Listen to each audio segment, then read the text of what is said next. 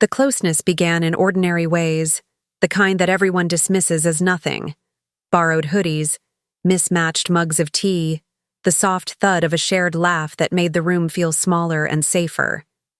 I used to think love announced itself like thunder. With him, it arrived like the first warmth on a winter window. A slow fog that softened the edges of everything until the view was familiar and brand new at the same time. We met the way simple stories start. A crowded hallway, a joke passed between strangers, an ease that shouldn't have been possible so soon. He had that steady, unhurried presence that doesn't ask for attention but gathers it anyway. Over time, Saturdays belonged to wandering streets and counting how many times the same stray dog followed us. Sundays belonged to coffee that turned cold while we debated music and dreams, and whether it's bravery or foolishness to want a bigger life. The small rituals wove themselves into a net, and I didn't notice I was lying weightless inside it until I realized I didn't want to leave. He memorized the way I took my tea, too sweet on anxious days, barely touched on the days I pretended everything was fine. I memorized the way his hand hovered before it landed, as if asking permission from the air itself. When the city felt too loud, we'd escape to the park and sit on the same bench side by side, never needing to map the distance between us because it balanced itself. The silence we shared wasn't empty. It was the soft place words go to rest when they're too fragile to be seen. Every pause mattered. Every breath said, I know. There's a particular electricity in friendship when affection deepens into something unnamed. It changes the light in a room, the meaning of a glance. We carried it everywhere, this secret we wouldn't name, even to ourselves. I learned the rhythm of his footsteps. The door would open, and from the hallway, I could tell whether his day had been kind or unkind. He'd drop his keys with the same sigh that meant he'd been brave in ways he wouldn't say, and I'd hold out a chipped mug without asking for the story. That was the deal. Show up, see each other, don't poke at the parts that need tenderness to open. Time did the opening for us, gentle and relentless. People ask how friendship tips into something else, as if there's a single moment, a switch you can circle in red. But for me, it was a million tiny moments laid end to end like lights on a string. It was in the way his name tasted like relief. It was the quiet panic that rose in my chest when he said he might move to another neighborhood. It was the way my hand twitched toward his when we crossed the street, a reflex like checking for keys or wallet. Do I have you? I never reached. That restraint became its own kind of touch, the most faithful kind, the one that waits. We built a language from the leftovers of other conversations. He'd tilt his head 2 degrees to ask, Are you okay? I'd wrinkle my nose half a second to answer, Not really. He'd press his shoulder against mine in a crowded elevator, and my spine would memorize the pressure for hours, as if studying for a test I never wanted to pass. On rainy nights, we'd share an umbrella and pretend it was because the weather demanded it, not because moving that close felt like returning to a home with no address. My coat would smell like his shampoo long after we said goodnight, and I would stand by the door, fingers on the buttons, delaying the moment I had to become just one person again. Desire can be a quiet creature. It doesn't always burn. Sometimes it hums. Sometimes it watches from the corner, patient as a cat in sunlight, stretching a little further each day. I kept it gentle. I kept it folded under the ordinary. The world still saw best friends. The truth was that every smile lingered. Every tease landed softer than it should. And when his hand brushed my wrist to pass the remote or the salt or anything at all, heat climbed my throat like a secret I couldn't swallow. I wasn't hiding from him. I was hiding with him, from what we both already knew. Indifference would have been safer. Indifference never knocked at midnight with a carton of ice cream because a movie felt lonelier, watched alone. Indifference didn't know the right songs to play when the past showed up in messages I didn't want to read. Indifference didn't text, "Home yet?" and then breathe audibly with relief at the single word reply. Yes. He wasn't indifferent, and neither was I. We were careful instead, dedicated to the carefulness like people in a museum holding their breath in front of a masterpiece, terrified to set off alarms that would echo too loudly to ignore. There were nights when I practiced courage in private. Courage looked like saying the truth out loud in an empty room and waiting for it to sound ridiculous so I could dismiss it. It never did. It sounded like a confession that had been patient too long. In daylight, I would tuck it back beneath the chatter of errands, weather, deadlines. He'd sit on the floor while I sorted out a mess of cables and he'd tell me about a new recipe he wanted to try. I'd laugh and call him a liar because he always burned garlic, and he'd clutch at his heart, wounded, grinning. Then he'd slice the clove too thin and burn it anyway, and I would stand at the stove, shoulder to shoulder with him, waving away the smoke with a dish towel, pretending not to notice how natural it felt to fail at things together. Every once in a while, his guard would slip. He'd look at me like he had something to give and couldn't find the right wrapping. The look would pass as quickly as a sparrow, feather light, there and gone. He'd ask if I wanted to go for a drive, and we'd chase the longest roads out of the city, the ones that made the skyline shrink into a postcard. He'd rest one hand at 12 o'clock on the wheel and tap a rhythm to a song neither of us knew the words to. And I'd rest my forehead on the cool window and wonder whether fate is a thing that moves outside of us or only inside. When he stopped at the lookout, our breath formed clouds in the dark air. The city glittered like a promise we didn't make. He reached into the back seat for a blanket and draped it over both of us without considering where the line should be. The line had always been a suggestion anyway. The blanket smelled like autumn in him. The night pressed close. I counted the seconds between our breaths, and for the first time I lost count. Friends don't usually memorize the curve of a mouth while pretending to notice the moon. Friends don't mark time by the way another person's voice drops at the end of a sentence when he's asking for reassurance without asking. Friends don't walk each other to the door and stand there with fingers hooked into their own pockets because they don't trust their hands to behave. We did all of that and still called it nothing. A beautiful nothing. A brave nothing. But nothing is a fragile word. It cracks quickly under the weight of always. He carried my groceries when I was stubborn about carrying them myself. He laughed at my worst jokes like they were relics worth polishing. He sat through the boring parts of my day because sometimes that's where the tender things hide. And when I got sick, he learned the medication schedule better than I did. He texted reminders with little sun emojis so they wouldn't feel like orders. And when I complained about the taste, he showed up with lemon candies and a playlist labeled Recovery, but make it cozy. Between the notes and the wrappers and the empty mugs on the table, I knew the thing I wouldn't say had already been said. Just not in letters. I loved the way our lives overlapped like circles in a diagram, the shaded middle growing darker with every favor, every joke, every silence that held a hand to my back and whispered, "Keep going."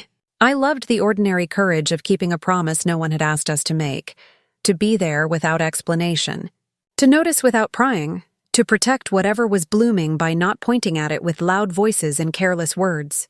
There are kinds of intimacy that deserve a quiet room and dimmed lights and the softest tone. We gave it that. We gave it time. Time gave it back to us as certainty. On the evening that would rearrange everything, the air itself felt alert, but not yet. Not the flash, not the rush, just that almost sound before music starts, when the audience has agreed to listen. He arrived with rain on his sleeves and a smile that didn't quite hide how tired he was. I reached for a towel and our fingers brushed, and my whole body recognized the gesture the way a bird recognizes the direction of home. Not learned, remembered. We didn't pull away quickly. We didn't name it. We folded the moment into the basket with all the others, the umbrella shares, the burnt garlic, the 2-degree head tilt, the blanket, the lookout, the leftover songs, and set it carefully on the table between us, where it waited. The truth is simple. Before love spoke, it was already fluent. And we were already listening. It happened on the kind of night that pretends to be ordinary. Rain against the windows, a loose plan to make pasta and watch a movie that had lived forever in the queue. He arrived with the smell of cold air clinging to his hoodie and a grin that softened everything in the room. I teased him about being late, and he teased me about the way I saltwater like I'm warding off spirits. Just two friends, the choreography so practiced we could do it blindfolded. The stove clicked and sighed into flame. He stood beside me, shoulder almost but not quite touching, reading the steps off a recipe we both knew we'd abandon. Garlic browned too quickly. We laughed and surrendered to our old joke that we'd always burn it, as if destiny had nothing better to do than hover above our pan. He leaned across to reach the spoon, steady hand brushing mine, unaware or pretending to be. The room felt smaller. The clock ticked louder. Something invisible shifted 1 inch to the left. We ate on the couch, bowls warm in our hands, feet tucked under the same blanket we never discussed owning together. The movie tried to be funny. We let it. I knew his laugh like a familiar doorbell. But somewhere between the middle and the end, a scene came on with 2 characters doing what we had never done, telling the truth. Their voices lowered to the kind that only fits in small spaces, and I felt every word pass through me like light through thin fabric. He didn't say anything. I didn't either. The blanket was suddenly a shoreline. The space between us, a tide. Then the power flickered. Once. Twice. The room exhaled into darkness, and the apartment made its fragile sounds, pipes settling, rain counting itself. We stared at the black screen as if it could explain us. In the dim hush, the city's faraway glow slipped through the window like a confession too soft to shame. He turned his face to me, a faint outline, close enough that I could hear the small catch his breath always made when he was weighing a choice. "Do you have candles?" he asked, but the question landed as something else. "Do we keep pretending?" The kitchen became a galaxy of soft flames. The light moved, unsteady, and the walls of the room felt like they had stepped back politely. He wandered to the shelves, touching the spines of books like they were pressure points. I watched the way his fingers knew where to pause, as if memories were printed in the paper. When he looked at me again, those fingers had curled into a kind of bravery. He didn't come closer. He didn't have to. The moment moved toward us on its own legs. "Come here," he said, voice low, the request a bridge laid in 5 letters. It was the gentlest command I'd ever obeyed. I crossed to him and the air thinned, sweet and sharp, like standing in front of a storm just before it breaks. The candlelight made his eyes darker, truer. He reached up but not quite out, a hand hovering near my cheek, asking without asking. I felt the tremor he tried to hide, the smallest confession that the floor had shifted under both of us. There was a smile then, the sad, grateful kind that knows the price of what it's about to buy. He tucked a piece of hair behind my ear with reverence that made the simplest touch feel holy. Neither of us blinked. The world narrowed to 2 breaths trying to keep time. My heart beat somewhere unreasonable, against bones and vows and the old map of how we had promised to know each other. Laughter, that easy friend, deserted us. In its place, a quiet landed, heavy and clean. "It wasn't supposed to be this," he whispered, and the words felt like an apology for a crime already committed by time itself. But his eyes were relief, the kind that arrives when a long search ends and the lost thing is in your hands. "Maybe it always was," I said, a truth that tasted both forbidden and inevitable. He let out a sound that lived halfway between a sigh and a prayer, and the smallest, bravest movement happened. He stepped into the space we'd guarded for years. The first touch was not a kiss. It was his forehead resting against mine, a meeting that asked permission from skin and history. I closed my eyes and felt the soft press of that decision, how it rearranged the furniture of the heart. The quiet held. The rain went on, keeping its steady promises outside. Somewhere a neighbor laughed in another life. Here, in ours, the rules were taking off their shoes. His hand found my jaw, careful as if it had been carved just for that task. The other slid to the small of my back, a question that my body answered by simply being there. A warmth spread through me, tender, definite, like stepping into a room where someone had already drawn the curtains and turned down the bed, not to invite sleep, but belonging. He pulled back 1/2 inch, the courage in his eyes bright and terrified. And that's when I realized we were both trembling. "Tell me if," he began but couldn't finish, because we both knew the sentence could only end with a door. "Don't go," I said. and the request was larger than the night. It was a plea to everything that could break us: fear, timing, the old lie that friendship and love must live in different houses. It was permission and promise and a challenge to the future. He nodded, a small, fierce motion, and then our mouths found each other like a secret returning to its origin. The kiss wasn't perfect. It was better. A careful opening, a gasp and a laugh tangled together, a pause to breathe each other in, to memorize this new grammar of touch. The line we crossed didn't feel like a step over. It felt like a step through, a doorway that had been waiting all along in the architecture of us. All the years of almost had taught us a tenderness that made everything slow and safe. We kissed like people who had spent a long time listening, who understood the weight of quiet, who knew that desire is at its most honest when it is gentle. There was hunger, yes, but the kind that insists on patience, that carries your name carefully in its mouth.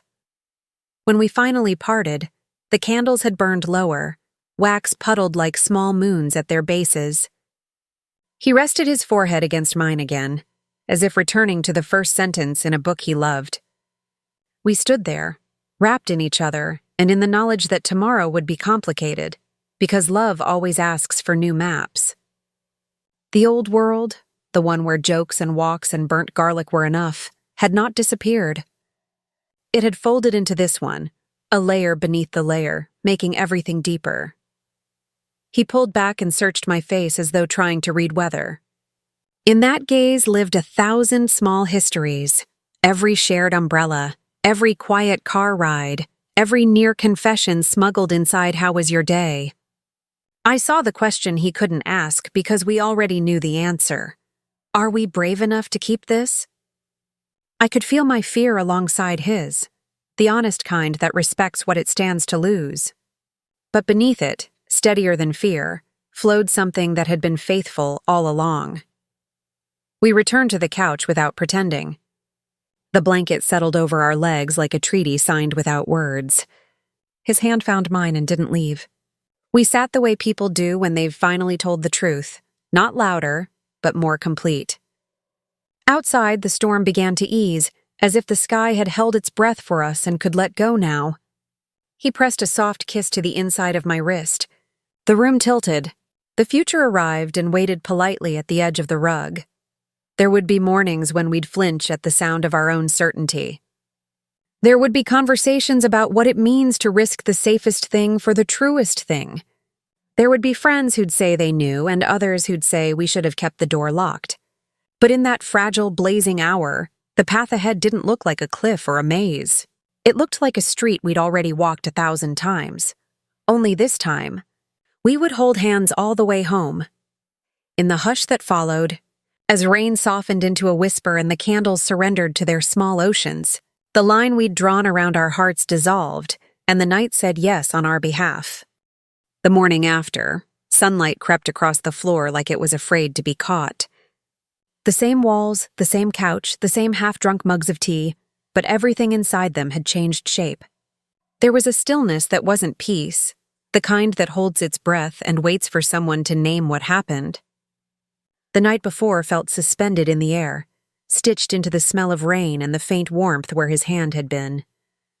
It should have been simple, two people crossing a line they'd drawn themselves, but simplicity doesn't survive where love begins.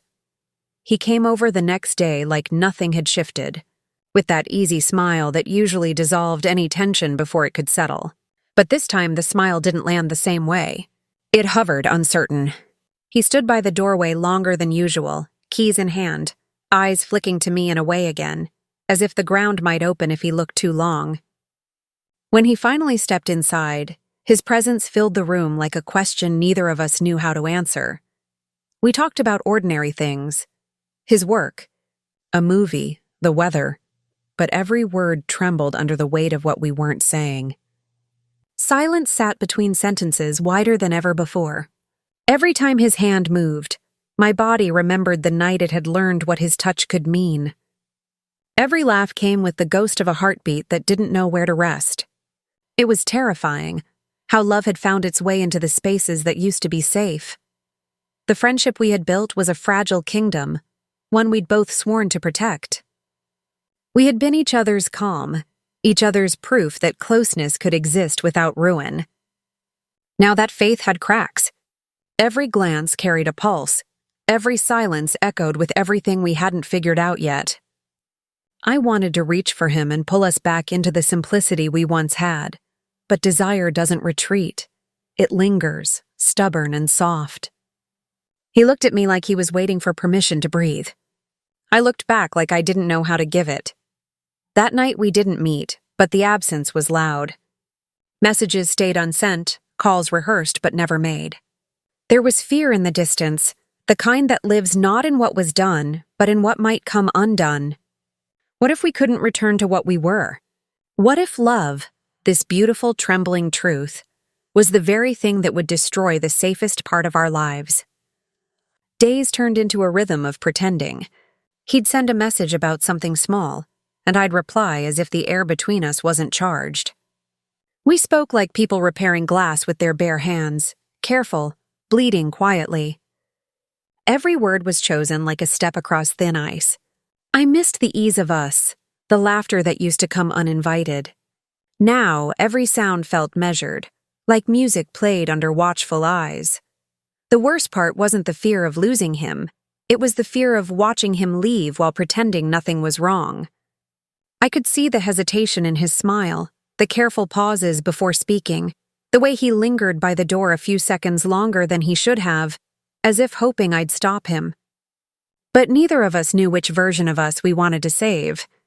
Sometimes love arrives as rescue, sometimes as fire. Ours felt like both. I lay awake most nights replaying the moment where the world had tilted, how easily comfort had turned into confession, how a look could undo years of safety. I told myself it was just a mistake, a moment of weakness, but the thought burned away before it could settle. It wasn't a mistake. It was truth, raw and terrifying. And the truth demands something in return. We met again a week later, unplanned. A crowded cafe, too many voices, the smell of coffee and rain-soaked coats. He spotted me before I saw him. That look, half smile, half ache, pulled the air from my chest. He walked over and suddenly the noise around us faded into a blur. We talked, this time with the exhaustion of two people who had fought with themselves and lost. He said he missed me, but the words carried guilt like a shadow. I said I missed him too, and it sounded like surrender. I don't know how to be around you anymore, he confessed, fingers tracing the rim of his cup. Everything feels different. It is different, I said quietly. But it doesn't have to be wrong. He looked at me then, eyes dark with the weight of something neither of us could name without breaking it. For a moment, it felt like the room held its breath for us again. But instead of reaching out, we both leaned back. Safety and love stood on opposite sides of the table, watching us try to choose. The days that followed were filled with small tests. Could we sit beside each other without remembering? Could we laugh without longing sneaking through the cracks? Could we protect what we had without pretending it hadn't changed? The answers shifted daily. Some days felt almost normal. Others felt like mourning. We were grieving the simplicity that had died, even as we stood in the beauty of what had taken its place. I began to notice how deeply the fear had rooted itself. It wasn't just about losing him. It was about losing the version of myself that existed with him before love arrived. The girl who could talk without thinking, who could fall asleep on his shoulder without feeling her heart race, who could believe that friendship was enough. That girl was gone, and in her place stood someone braver, but lonelier. Someone who understood that love can give and take in the same breath. He tried, I could see it. He brought back little rituals, late-night walks, shared playlists, inside jokes, as if they could rebuild what once was. But every moment came with a flicker of uncertainty, a glance that asked, "Are we pretending?" There were nights he'd hold my gaze just a second too long before looking away, as if afraid that one more heartbeat of eye contact would tip us over again. And maybe it would have. We both carried the same secret hope, that somehow time would decide for us, that the world would shift in such a way that love wouldn't cost us what we'd already built. But time only watched, patient and cruel. The longer we waited, the clearer it became that safety and love were no longer separate things. They had merged, messy and real, impossible to untangle without tearing something vital. One evening, he showed up unannounced, drenched from the rain, words trembling in his throat. "I can't lose this," he said. "But I don't know how to keep it either." There was nothing left to say. I walked toward him, heart loud enough for both of us. His hands were cold, mine shaking, and when we finally stood close enough to share a breath, I realized that fear would never leave. It was part of love now, the price of knowing something so precious that the thought of losing it felt unbearable. We didn't promise anything that night. We didn't fix what was broken or pretend it wasn't. We simply stayed there, the space between us honest and fragile, and for the first time, the fear didn't feel like an enemy. It felt like proof. Love had rewritten the map, and the safest place left to stand was beside him. The morning after the storm inside our chests, the world resumed its casual routines. Traffic smeared along wet streets. A courier thumped a package at the door. The kettle clicked on like it always had. But the quiet between those sounds had changed. It wasn't the kind of silence that rests. It was the kind that leans forward, listening. Messages that once felt effortless now required edits, deletions, rewrites, as though each word had to pass through a checkpoint marked, "Are you telling the truth?" I tried to be ordinary. I folded laundry, answered emails, watered the limp plant in the kitchen like care alone could resuscitate what was already decided. Yet every small act confirmed the same thing. Love had rearranged the furniture in every room, and I kept bumping into corners that hadn't been there yesterday. His name lighting up the phone sent a rush through veins that used to stay calm. Seeing him from across a street felt like being handed oxygen after breathing too long through a straw. If absence is a measure, then the ache of it wrote the diagnosis on the wall. Days began to carry his outline, empty spaces in my schedule that fit the shape of our walks. The pocket in the afternoon where a call should land, the late hour when we'd share a playlist and pretend it was about the music. When those moments arrived and he wasn't inside them, the room dulled, the clock grew louder. I realized missing someone is not just pain. It's proof. Proof that something real has asked for a seat at the table. We tried to be cautious, but caution soon felt like dishonesty wearing a polite jacket. The distance we manufactured for safety made ordinary tasks feel like moving through syrup. He'd send a photo of a sky the precise color of relief, and my hands would tremble in a way no coffee could explain. I'd type a reply that said nice, then erase it and type what the heart wanted. Wish you were here. Neither of us was brave enough to press send on everything, but neither of us could go back to pretending that the unsent words weren't true. It wasn't fireworks that convinced me. It was the repeated, predictable ache of not being near, the way relief flooded in when a plan miraculously aligned, even for 10 minutes, the way my body learned to count his footsteps on the stairs, and how the silence that followed, if the steps kept going past my door, felt like a door closing somewhere I couldn't reach. Love didn't run at the front of my life shouting its name. It walked beside me, steady, certain, and every time I noticed it, the noticing made me kinder, braver, hungrier for a life that told the truth. There were signs I couldn't ignore. The taste of tea changed because the memory of his laugh altered the sugar. The city's noise shifted because the frequency of his voice retuned the streets. Even my reflection gave it away, a softness around the eyes I recognized from old photos where joy had surprised me. I caught myself smiling at nothing and knew it wasn't nothing. It was an everywhere.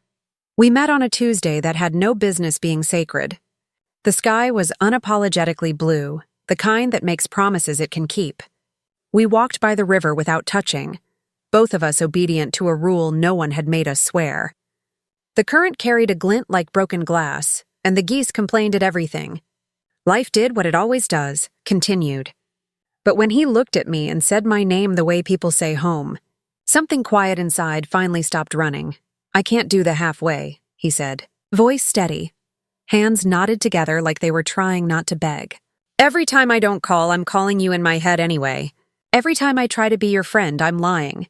There is nothing more tender than the truth when it arrives with its shoes off. I didn't answer at once. The wind lifted the edge of my sleeve, and the river kept going, and a child let go of a balloon that rose like a small red dare. I thought of what we could lose, our shared history, the easy door between us, the solid ground we had guarded together. Then I thought of the weeks we'd just survived, all that choiceless longing, and I knew the nightmare wasn't losing the past. It was refusing the future that was already here. Me too, I said. 2 words, and all the heavy furniture finally moved to where it belonged. The relief was a physical thing, a loosening in the muscles that had been braced for months. We sat on a bench and let ourselves be uncareful in the smallest ways, shoulders touching, eyes staying, hands resting on the same board with our fingers not quite entwined but close enough to feel the pull. We talked about what scared us, ruin, rumors, the fragile bridge between now and later. We talked about what we wanted, presence, patience, a way to carry the old friendship inside the new love like a lantern inside a larger light. We didn't solve it. We didn't write rules. We simply agreed that the truth would be the only country we lived in. From that day, the world kept offering little tests dressed as errands. Could we grocery shop without hiding that we were choosing meals for 2? Could we ride the train and be ordinary when joy kept giving itself away? Could we say goodnight at a door and let the moment end there, knowing endings are only beautiful when they're true? The answer was yes, yes, yes, because the honesty itself made everything more durable. It turned out the fear of losing what was safe had been loud only while we were pretending. Once love was named, safety moved to stand with it, not against it. We told people slowly. Some nodded like they'd been waiting at the finish line with medals and water. Others cautioned us about the cost, as if love were a luxury item on a high shelf. I listened, respectful of the math in their voices, but there's an arithmetic only the heart can do. It counts not in risk, but in meaning. What we had wasn't a gamble. It was the interest accrued on years of gentleness. He showed up differently now, less careful with his affection, more generous with his time. He began to leave things at my place on purpose. A book with a folded page in the middle, a sweater that would make the chair smell like him, a lemon in the fruit bowl because he'd learned how to keep the garlic from burning. I started to trust the mornings again. The light on the floor was no longer hesitant. It sprawled across the room like it paid rent. Music returned to the kitchen not as a distraction, but as a soundtrack for belonging. I notice love most in the small rescues. The way he reaches for my hand when crowds get loud. The way he pauses to make sure a joke won't land where I'm tender. The way he remembers the dates I try to forget and softens them with a plan that has nothing to do with the past. The way we apologize without bargaining. The way conflict doesn't threaten to erase us anymore because the foundation is deeper than any storm.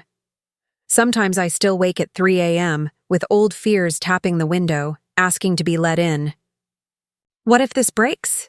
What if the cost arrives all at once? On those nights, the answer is not romance. It's recognition. We are here because the truth asked, and we said yes.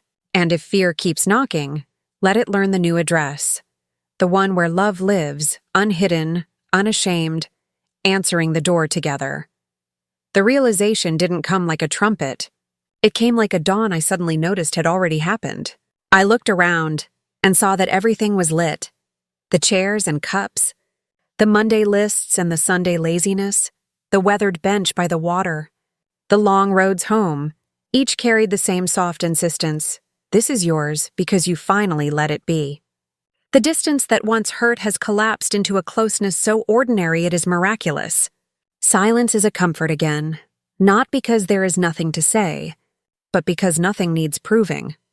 So when the future knocks, as it always does, with its complicated questions and its unruly hope, I know what to answer now. Not a promise of perfection, not a performance of certainty. Just this steady, unembarrassed truth. Love is no longer a secret. It is the life being lived. If this story stirred something inside you, the kind of feeling words can't quite hold, don't forget to like, subscribe, and share it with someone who still believes in love that grows quietly, risks everything and stays anyway. New stories of deep, real love await. right here, every week.